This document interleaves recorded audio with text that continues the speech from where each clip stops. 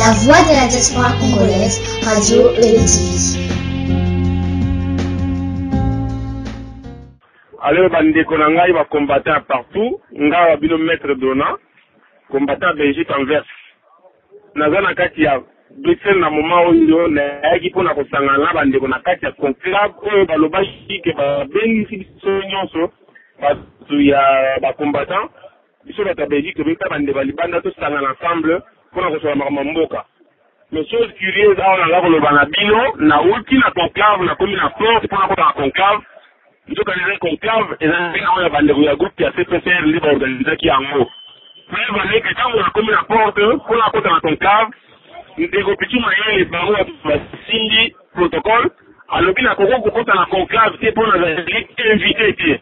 Alors na mituni conclave oyo fali oza na invitation banani bazali invité mpe invitation ezalaki wapi balobi na ngai invitation ezalaki na internet lokwa naza na invitation te nakoki kokota te bandaki na place na nga bato nyonso bazokota meme bazali na makaro te.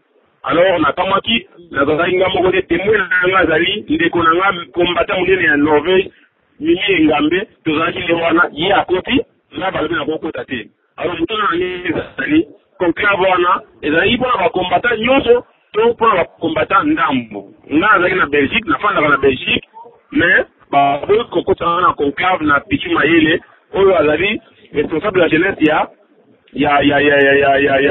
CPCR to ya bandeko ya Bruxelles. Voilà, alors so bongo ba site ya nyonso lobi le 15 samedi tokutana méga manif na place à trône na Bruxelles fembi la porte na mur biso nyonso lobi tozanga te na méga manif oyo kozala lobi nde bongo ba suite ya oyo nyonso elekaki. Merci beaucoup Ingeta.